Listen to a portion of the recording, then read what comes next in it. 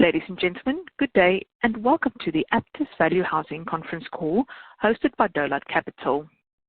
As a reminder, all participant lines will be in the listen-only mode, and there will be an opportunity for you to ask questions after the presentation concludes.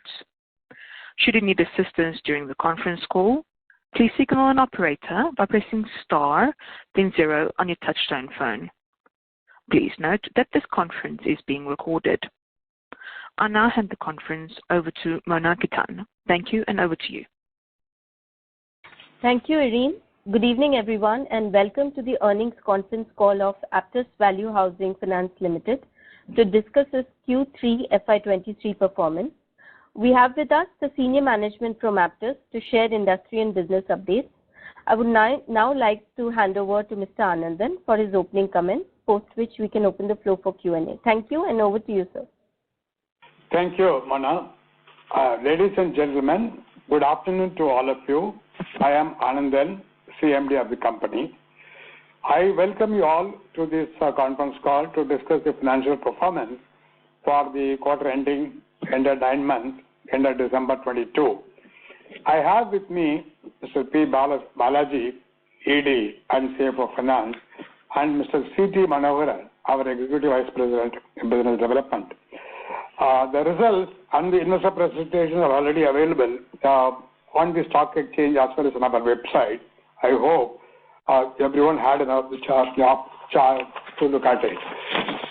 Aptus, as you know, had a healthy 9 months, which reflected in our strong results, business outcomes. Disbursements growth has done, and the collections are back to pre-COVID level. Total disbursements for the 9 months stood at 1,734 crores as compared to 1,120 crores in a previous year, up by 55%. Assets under management, December 22, about 6,307 crores, up by about 31%. With the focused collection efforts, our collection efficiency have stabilized at around 100%. Resulting in reduction in the soft buckets overdues.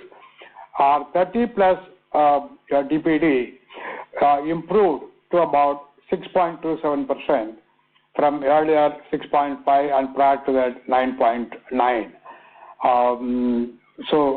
Coupled with the improvement, the GNPA has also marginally improved to 1.44 from 1.47 as in September 22. During this quarter, we have increased our interest rate to borrowers by about 50 basis points for our home loan customers, with effect from 1st November 22 to take into consideration the increase in the interest rate has happened in the immediate past. Full effect of this increase on the income will get reflected in Q4 23. Spread for the year at 14.45%, representing an improvement of 102 basis points as compared to 9 months of the previous year. We have registered a consistent ROA of about 8.5%, and our ROE has improved to about 16.02%. Up by about 190 basis points. This ROE, as you would have noticed, is one of the best in the industry. As on December 22, our liquidity position is more than comfortable, with a liquidity of about 1,060 crores, including undrawn sanction of about 400 crores from NHB. Further, we had also declared, as you are aware, a dividend of rupees 2 per share in the month of December 22. Our net worth now stands at over 3,200 crores, which indicates robust capital adequacy in order to support future growth.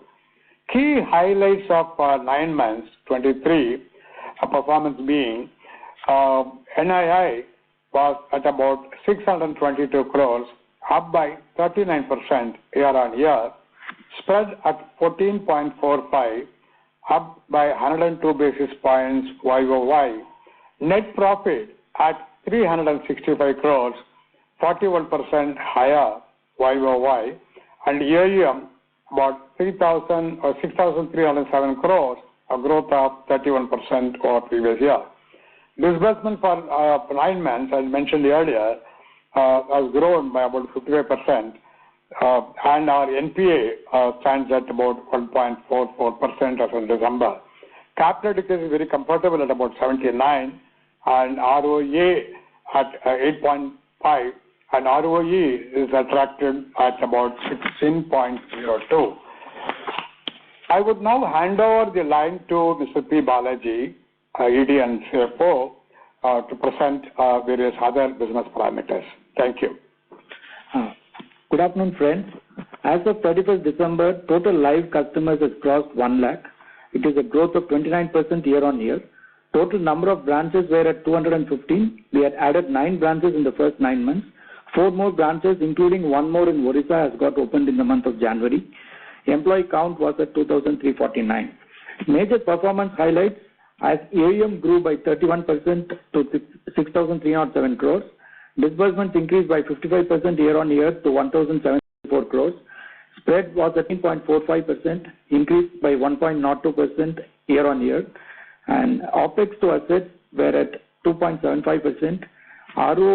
PAT was at 368 crores at 41% growth year on year. ROA and ROE was at 8.53 and 16.02% respectively.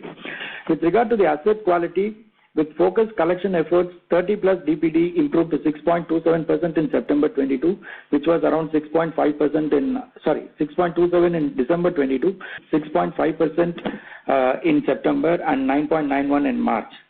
Coupled with this, there is also a marginal improvement in our NPA from 1.47% in September to 1.44%. Net NPA is at 1.08%. Provision coverage ratio has been increased to 1.06% as on 31st December from 0.8% in March 22. As of December, we are carrying a total provision of 67 crores, and this, when compared to as a percentage of NPA, works out to a provision coverage of 73%. Outstanding restructuring books were at a nominal 0.8%, and the behavior of this book is on par with our normal book. In regard to borrowings, we have well-diversified borrowings. Of the total borrowings, 62% are from banks, 23% from NHB, 11% from DFIs like IFC and large financial institutions, and the balance in form of securitization. We enjoy a rating of AA- both CRA and CARE.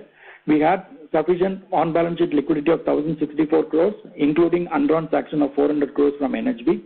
As on 31st December, our net worth was over 3,200 crores. Now, with these remarks, I open the floor to the question and answer session. Thank you. Thank you. We will now begin the question and answer session. Anyone who wishes to ask a question may press star and then 1 on their touchtone telephone. If you wish to remove yourself from the question queue, you may press star and then 2 to remove yourself from the queue. Participants are requested to use handsets while asking a question. Ladies and gentlemen, we will wait for a moment while the question queue assembles.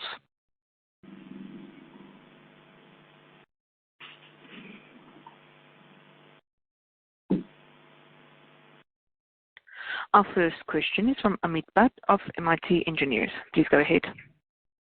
Sir, disbursement increased by 55%, and there is a 41% rise in profit after tax is really a very good growth.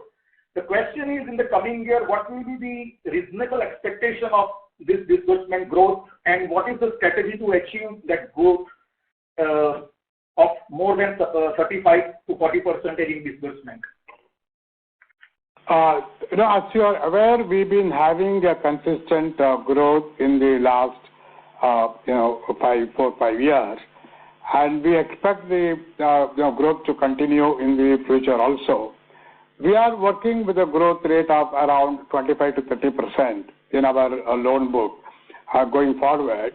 Given the large size of the market, which is somewhat underserved, unserved, underpenetrated, we do see there is an opportunity for us to maintain this growth rate for long periods to come. as far as the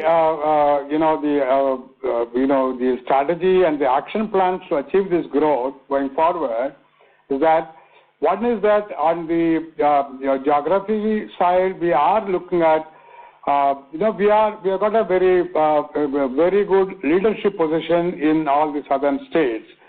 So we will look for more branches in the existing states, and we will also look at one or two new states on adjacent states going forward. And within the existing branches, we will look for higher level of productivity. We will increase the productivity of the existing staff.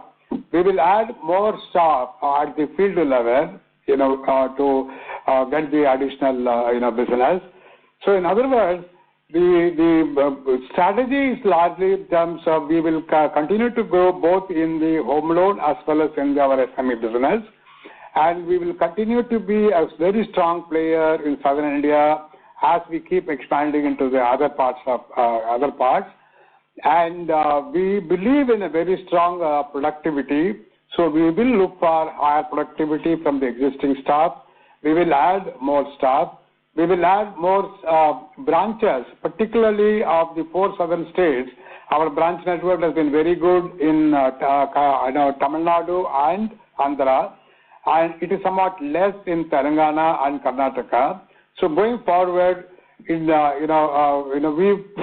to add more branches in some of these places. And our ATS, which is around about 8 lakhs now, there is a scope to really look at up to 9 lakhs, 10 lakhs. It won't substantially go up. We are quite happy to operate within this category of 6 to 15 lakhs broadly.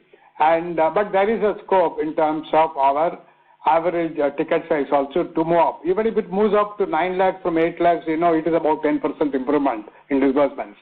So in other words, going forward, we are really looking at all these key elements, keeping our strength in terms of productivity, cost of operations, including lower funding costs. Same time, we would really go for growth which we are able to obtain in the recent past. And that will also help us to further increase our ROE going forward.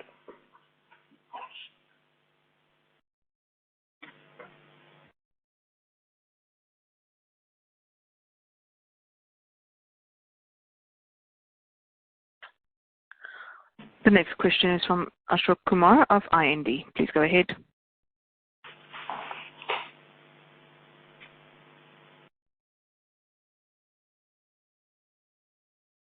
Hello, am I audible? Yes, please. Thanks. Yeah.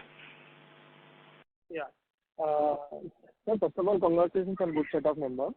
I just need one clarification regarding the current quarter numbers. On YoY basis, the numbers looks pretty strong, but on the sequential basis, we don't see the strong momentum in terms of sequential comparison with the previous quarters.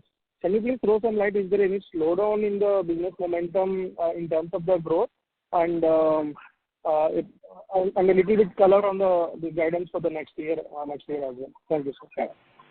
Thank you. Actually, as far as the market is concerned, demand from the customer is concerned, there is absolutely no issue. The demand continues to be very strong for the home loan segments that we service. So it is not a question of lack of demand or lower demand or higher increased competition, at least at this point in time. It's not the issue.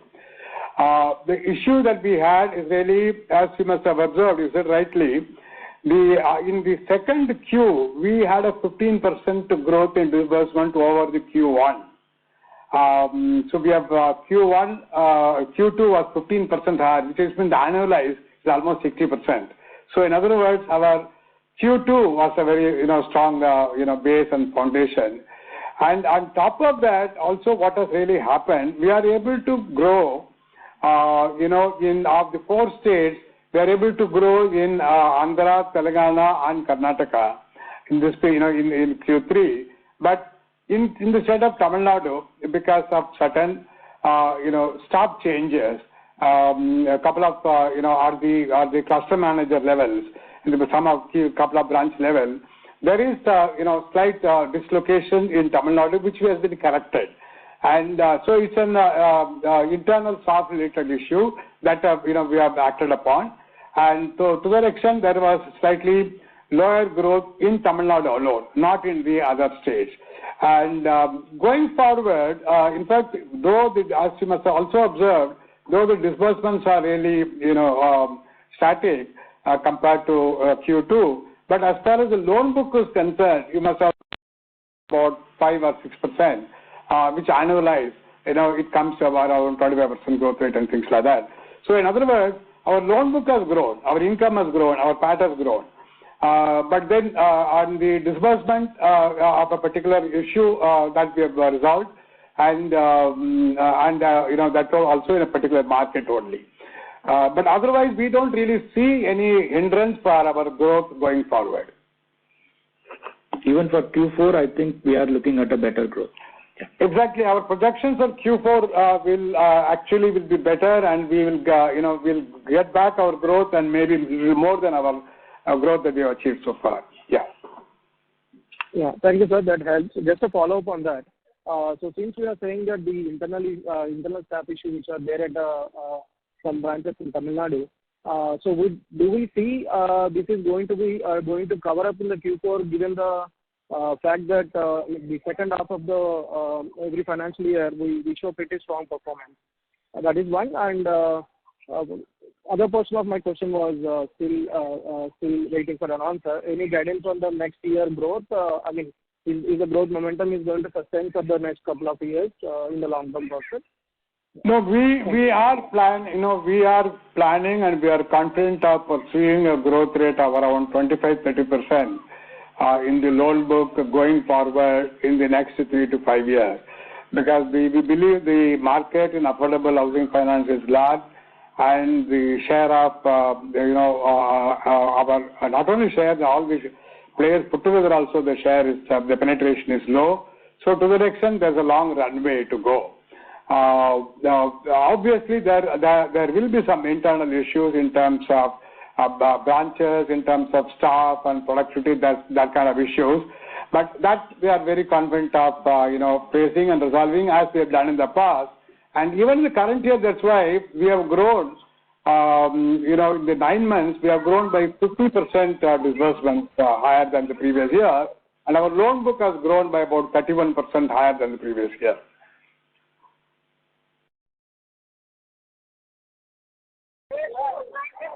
Thank you, sir. That helps. Just a follow-up which I have asked before. So in the Q4, do we expect whatever the growth going to happen in the Q3 because of the internal issue? Is it going to cover up, or do you see this will happen in the next quarter? Our Q4 will be, it will be good, and we will get. We are already started getting the normal growth rate even in the month of January, starting with January. So we don't really see any issue. The internal problem that really. Yeah. Sorry, sir. Please go. The internal problem that happened in the Q3 has got sorted out fully. So that's what we just wanted to highlight that. So the growth should come back. Yeah. Thank you, sir. That really helps. All the very best for the coming quarter. Thank you. Thank you very much.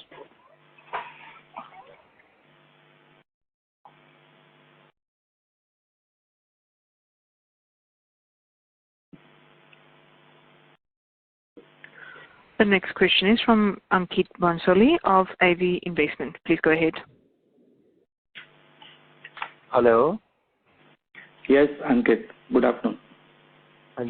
Good afternoon, sir. So my question is, sir, like you said, you give loans mostly to home loans.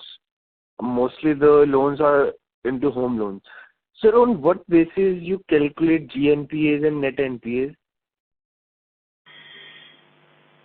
No, the GNPA is computed as per the RBI norms, which has been suggested for the HFC. and which is the daily DPD basis has been implemented right from last December onwards for us. We didn't wait till the grace time that has been given by the RBI. And in fact, from December 21 onwards, we have implemented this daily DPD and daily stamping system. So it is based on the RBI norms, the NGNPA is getting calculated. Okay, sir, according to your balance sheet, sir, these net NPAs and GNPAs are very fluctuating. Like in this quarter, it has come down from previous quarter 1.44 to 1.47 to 1.44, only 0.03 marginally. And like I have seen in 31st March 2022, it was 1.19. From there, it has been increased. Like it's very fluctuating. It's not a consistent graph. So what is the reason, sir? Are the home loans, is there any problem in that?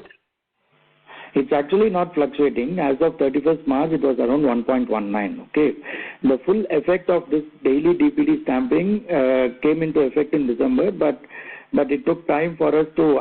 The RBI circular impact was there, and because of that, in June it became 1.75%, and after that it has been only reduction. So from 1.75% in June, in September it has come down to 1.47%, and in December it has become 1.44%, and we are confident of bringing it down further.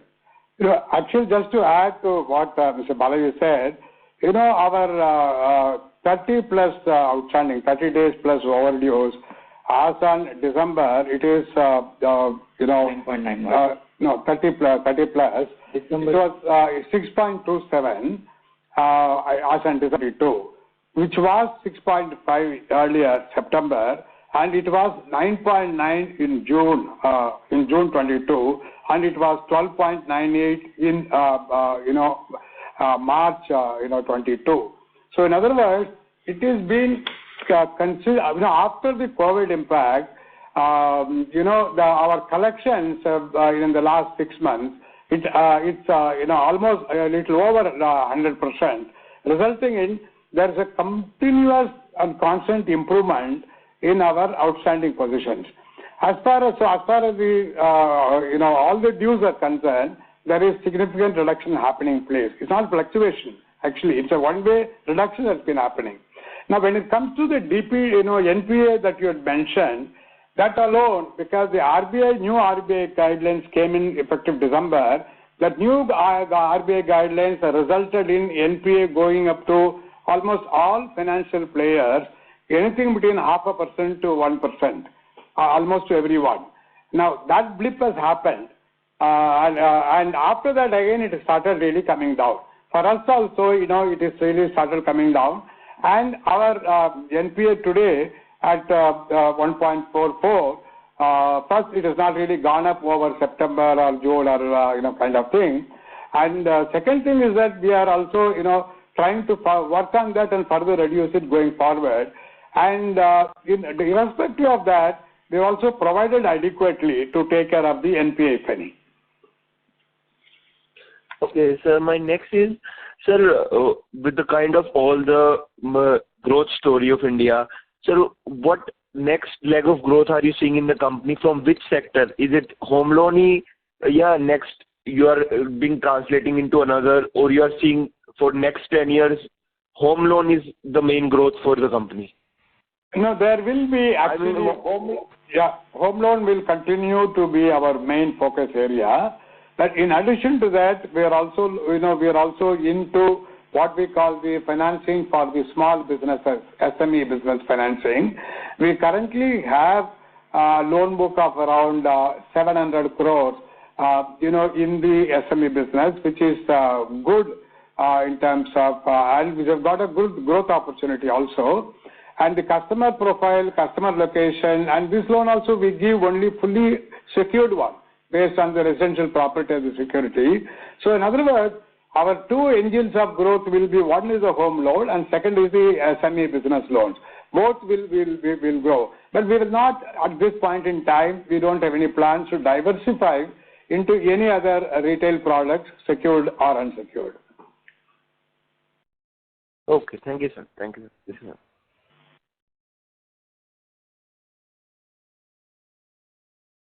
Our next question is from Bhuvnesh Garg of Investec Capital. Please go ahead. Yeah, hi. Am I audible? Yes.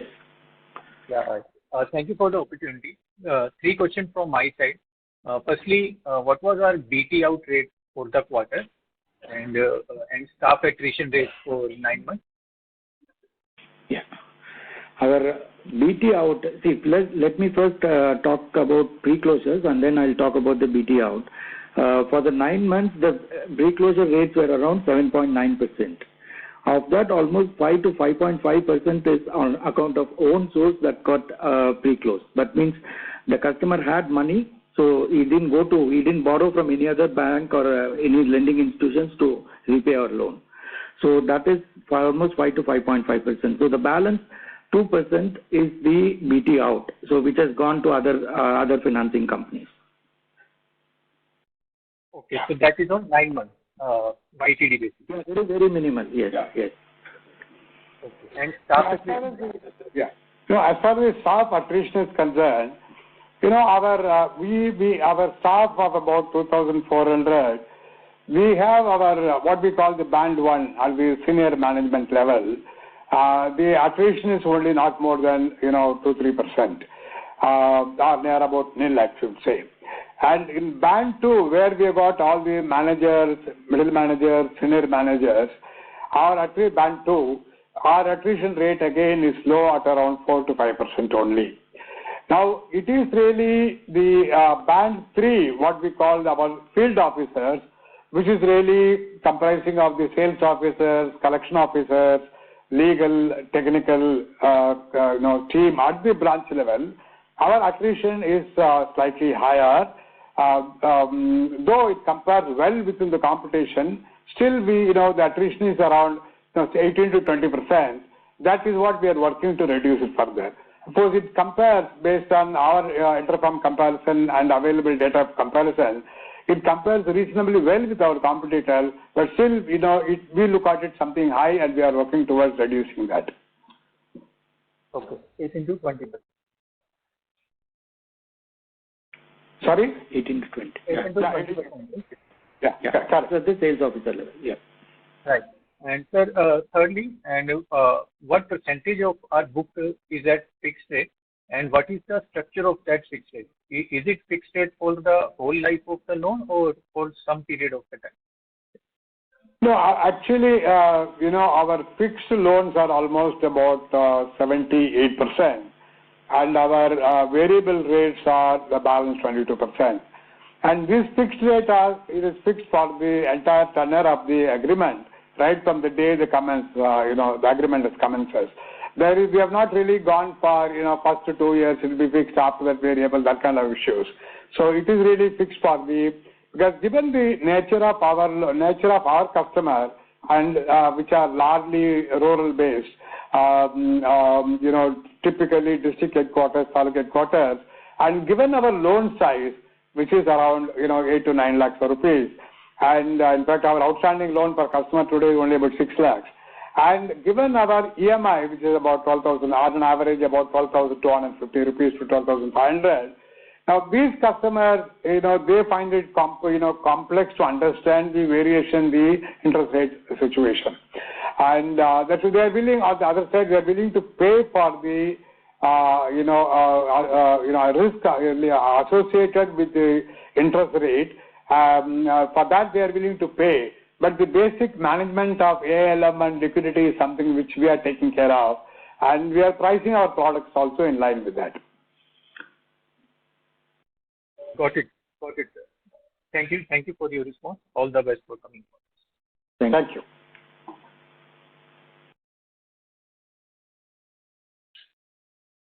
Our next question is a follow-up from Amit Bhatt of MIT Engineers. Please go ahead.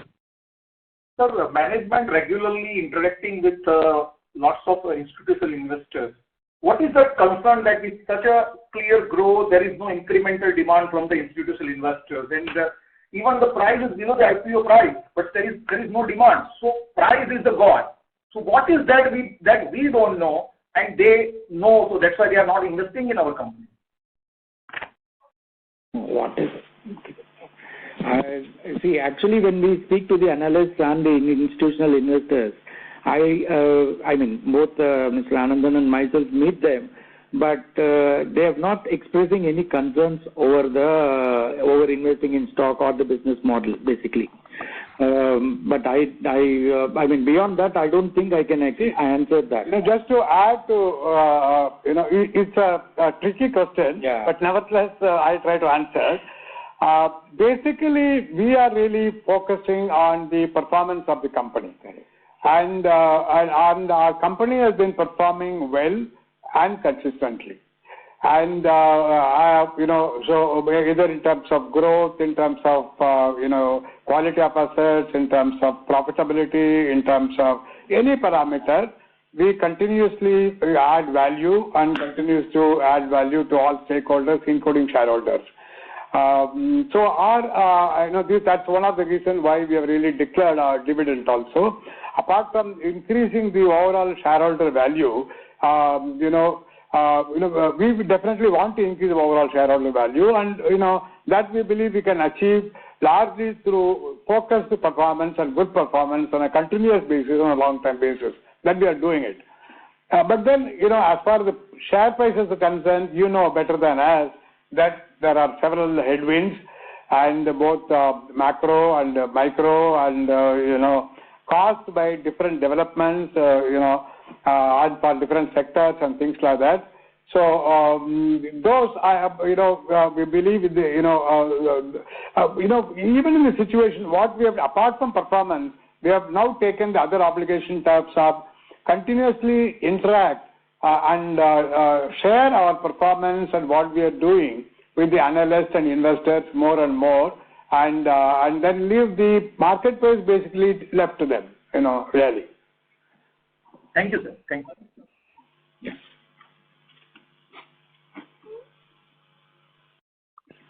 The next question is from Mona Kitan. Please go ahead, ma'am.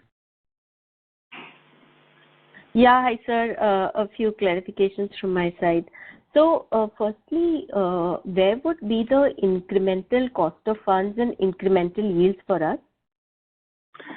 Incremental yields, it will be at these rates. The yields will be, if we are increasing the interest rates, it can go up by 0.5% or so. And if there is a need, we will do that.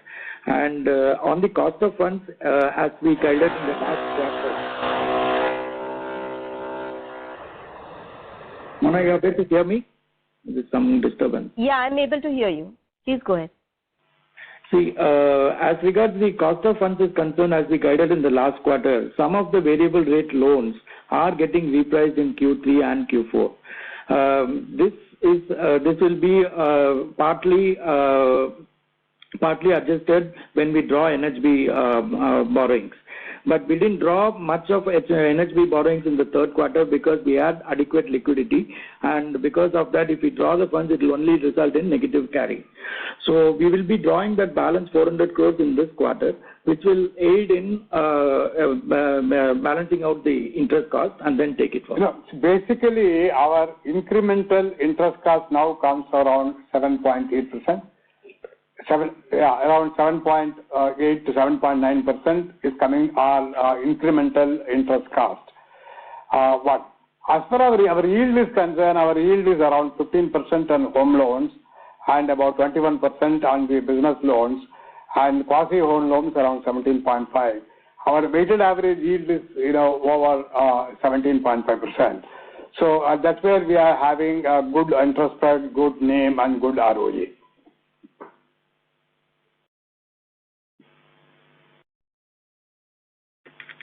Sure. So when you say 50 bits rise in yields that you've done, this is across the three products you have, HL, quasi-HL, as well as the SBL loans? No, we did it only for the housing loan customers. Yeah. Okay.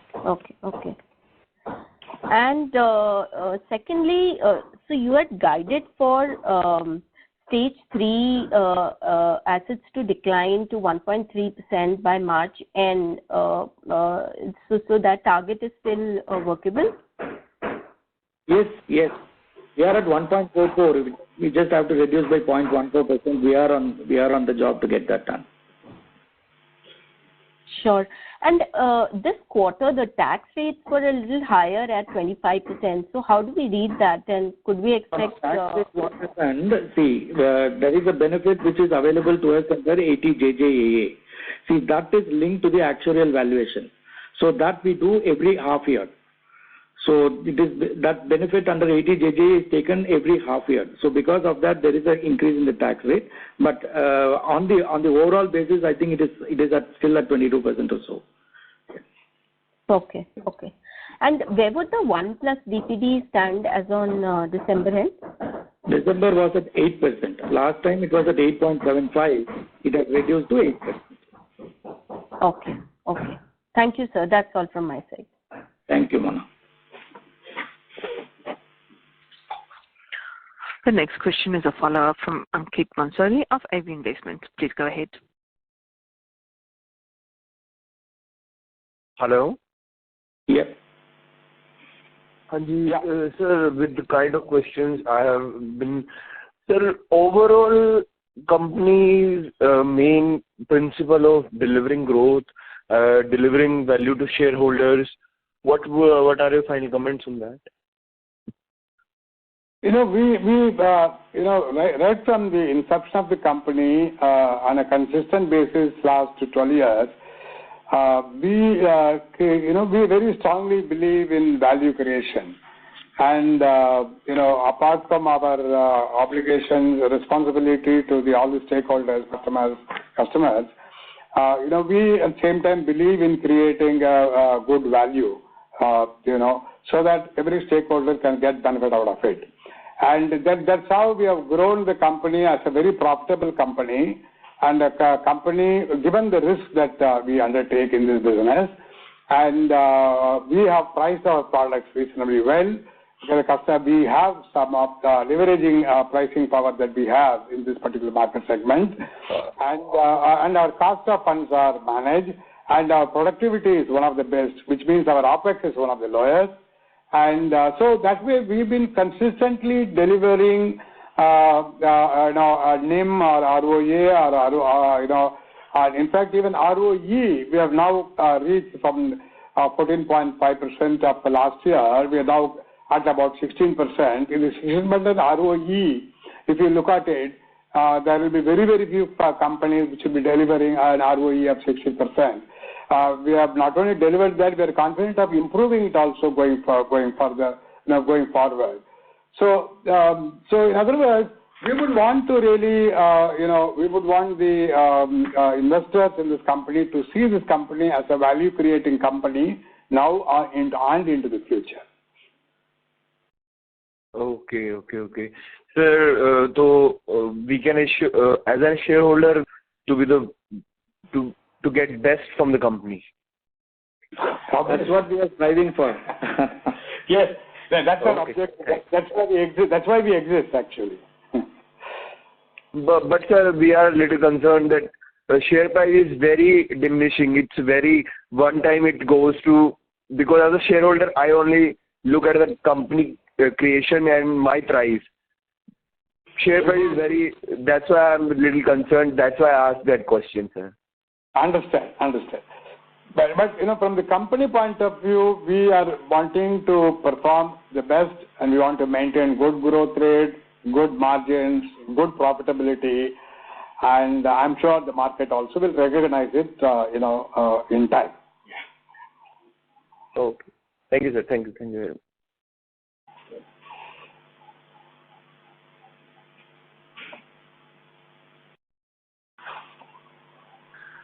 The next question is from Vikram Subramanian of Avendus Spark Institutional Equities. Please go ahead. Yeah, Vikram. Hi, sir. Congrats on the good set of numbers and thanks for taking my question. I just have one question that's related to dividends. So we have started giving dividends from this quarter. The voice is breaking, Vikram. We are not able to hear you properly.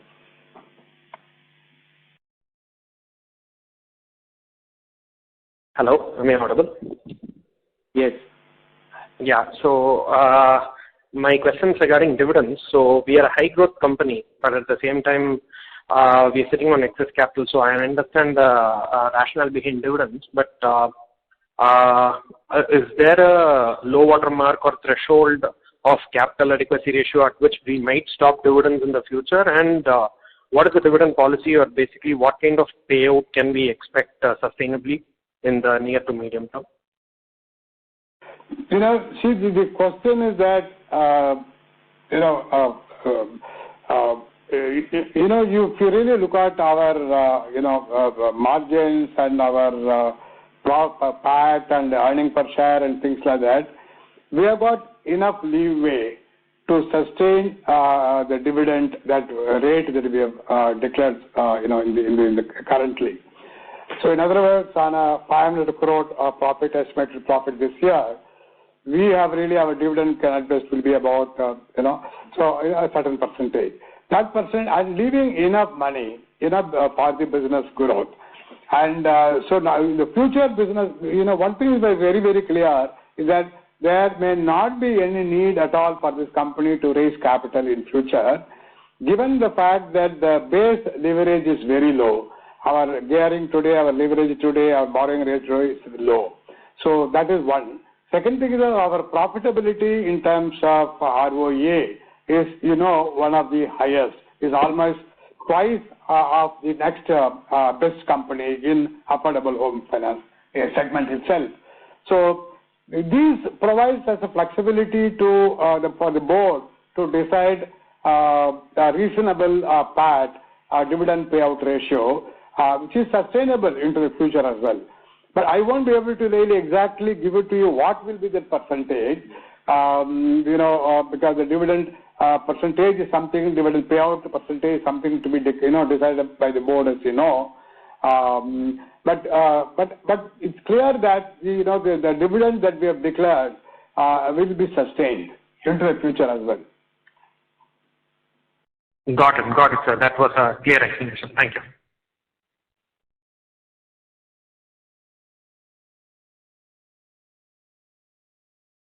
The next question is from Nidesh Jain of Investec. Please go ahead. Thanks for the opportunity, sir. What is the sustainable debt to equity ratio that we can sustain in this business, post which we will require capital? We are targeting a leverage of around 4 to 5 times. That is the plan we have, and rating agencies also will be comfortable with that kind of a leverage.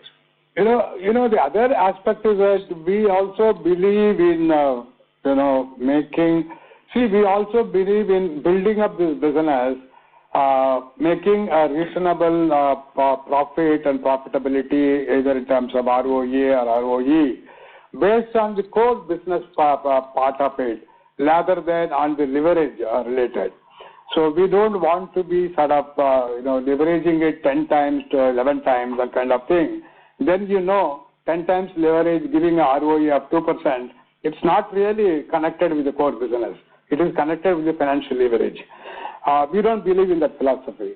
Second is really given the fact that we are a standalone company, not linked to any industrial group or large NBFC, we also don't want to take an aggressive position as far as the leverage is concerned. That's where we will be happy to, without compromising on our ROA and ROE, through productivity and cost and better pricing, recognizing the risk, we will really, we will be somewhat conservative in our leverage, and it will be around 4 to 5 times. And this 4 to 5 times is asset to equity or debt to equity leverage we are on? Your voice broke. I was not able to hear you. So this 4 to 5 times is asset to equity or debt to equity? Debt to equity. Debt to equity. What is it? Yeah, sorry, debt to equity. Yeah. And then lastly, on the Tamil Nadu, I also tell you there may not be much difference between our equity plus debt and the assets, because we don't carry any other assets. In fact, if you look at our balance sheet, if you look at other than the core loan book and some treasury to take care of the disbursements of the next one quarter, we will only have about 4-5 crores only in our fixed assets. So we don't really carry any non-financial assets or group-related lending and things like that. Sure, sir. And sir, can you elaborate about the event which has happened in Tamil Nadu where you have to do staff changes? Was there any fraud or something? What has led to that? There was some attrition in a couple of locations at the level of cluster managers. And each cluster manager, there is about 5-6 branches coming under them. So that has really sort of put the run rate slightly behind. That's about it. Now we have identified the cluster managers actually from within, and they are in place now. And we have started moving, and we started seeing the results from January onwards, last month onwards. So that it's a very temporary situation, connected with the staff. And the other aspect is that we have also done very consciously. We have strengthened the second line in our sales and marketing position. Earlier we had the Mr. Manohar who is sitting with me here, he is heading the sales and marketing function as the business development head. And under him we have the what we call the area manager, then the cluster manager, and the branch manager, then the sales staff. We have also now brought in a state head for the 4 states. Our plan is to bring in 4 state heads, and 2 states heads are already in place. Tamil Nadu, now we have got a state head, and Karnataka and Andhra we have got a state head, and Telangana and Karnataka, because Tamil Nadu and Andhra accounts almost for 80% of our business today, and about 20% in Telangana and Karnataka. For that, one state head we will go for. In fact, the candidate has been identified, and he will be in place next few weeks. So in other words, we have strengthened the organization. Also not really so much of this year. This year, in any case, we are growing at a good rate, as 50% disbursements. But then what the strengthening in the organization has been done, mainly keeping in mind the future growth. Sure, sir, sure. And then lastly, what percentage of our business will be coming from tier 1 cities in terms of disbursement? Tier 1 is very little actually, maybe about 5-6, what, Manohar? 10%. Yeah, maximum about 8 to 10%. Sure. That's it from my side. Thank you. Yeah. Thank you, Nilesh.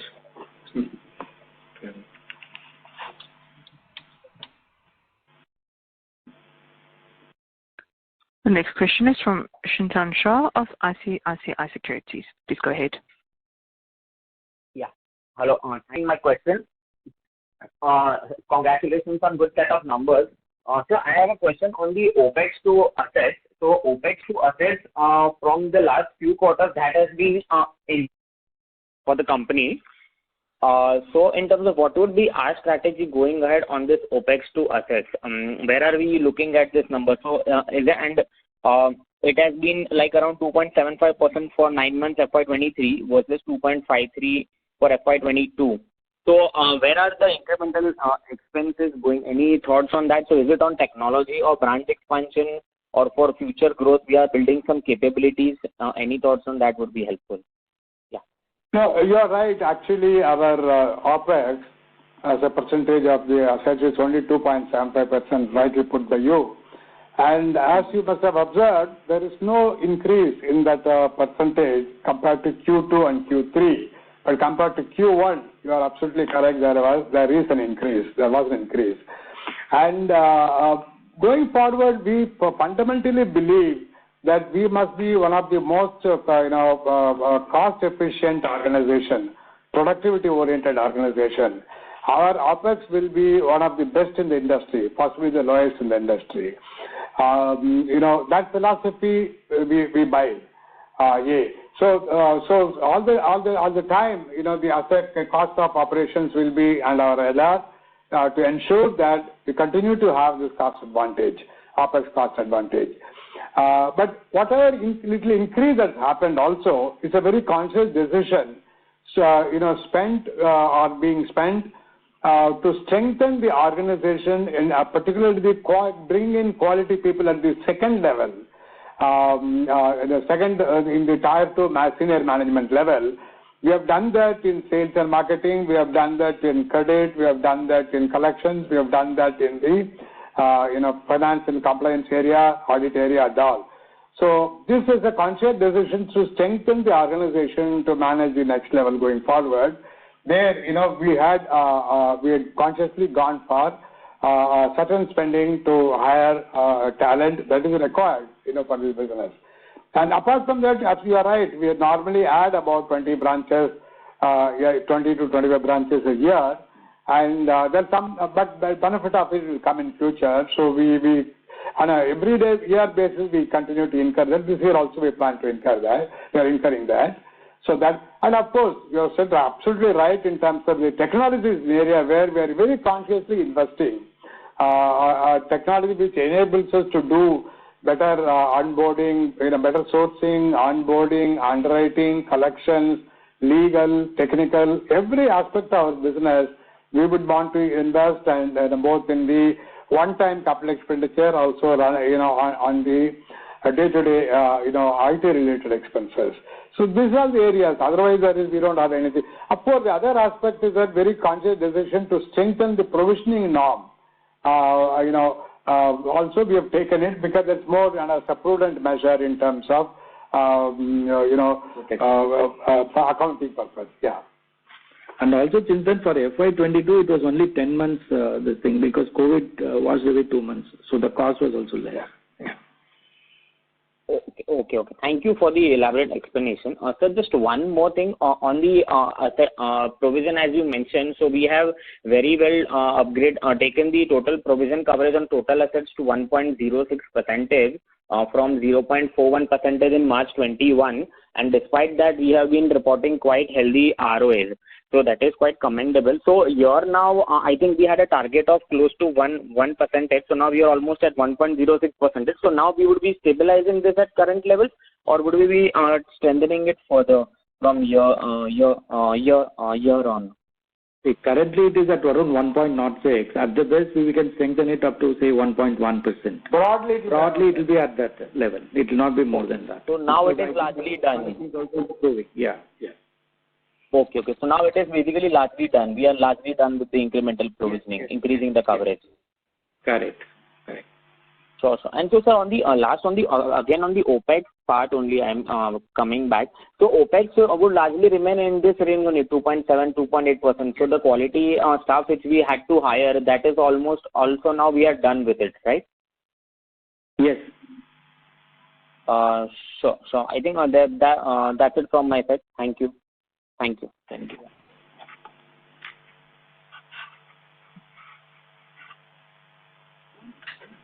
The last question is from Praveen D'Souza as an individual investor. Please go ahead. Thank you for the opportunity. Most of my questions have been answered, but just one question from my side. The provisions upon average loan book, this number used to be very low in earlier years, FY19, FY20, FY21. And then obviously for understandable reasons, it moved up. How do you see this number in a normalized environment? And, how do you see that? Do you see it going back to the levels which it used to be FY19, FY20? No, basically, as you're aware, the provision itself was caused by the effect of the COVID that's happened in 19, 20, FY20 and FY21. And then the problems associated and we are now almost fully got out of it.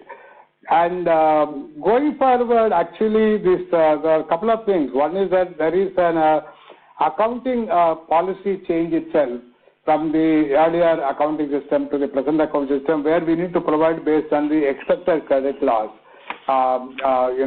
Not only providing for the expected credit loss, we have taken a decision to provide more than that, more than the RBI requirement. And we thought it would be prudent to really have around a little over 1% or a little over that to take care of the the quality of assets going forward. Also, we have also taken policy decision that first of all our NPA. In fact, not only NPA, we are looking at very closely. We are looking at to control 60 to 90 also. For all practical purposes, internally, we are looking at 60 to 90 days as an NPA. In fact, today our 60 to 90 is only about 0.6, 0.7, 0.8, that kind of thing. So in other words, not only 90 plus, but even 60 plus, we are monitoring it very closely, and we want to collect it, and we want to maintain that at that level. And also the other policy we also put in place is that for the NPA, any loan which is not recovered beyond 24 months, we provide 100%, either write off or provide 100%, and anything between 1 to 2 years, we provide 50%. So in other words, we have really gone for an aggressive accounting policy, so that always our accounting is really on a conservative basis. Of course, actual recovery action will follow when we recover the money, because they're all secured loans. They are not unsecured loans. Based on security, when we recover the money, we'll account it. So just directionally, do you see this number remaining at this level going forward with all these changes, or do you see this trending down as the environment improves? Broadly, we will be having a provision of around about 1%. Yeah, as Bala said, 1.1%. Not beyond that. Because basically, we are not seeing going forward, we are not seeing our NPA going up. We are seeing our NPA coming down. We might not reverse the provisions to just build the strength. Yeah, okay. That is the... Yeah. Oh, I see. Okay. Thank you.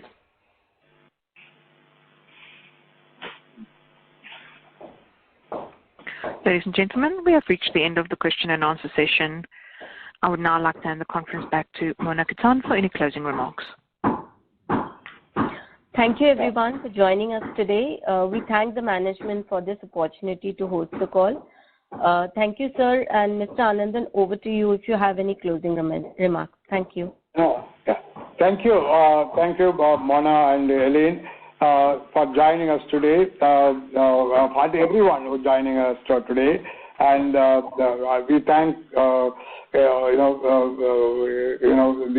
would like to pay sincere gratitude to all the analysts, investor friends who have taken the time out of a very busy schedule to listen to us today. Please feel free to connect with us in case you have any further queries. We will be happy to get back to you. Thank you very much. Thank you all.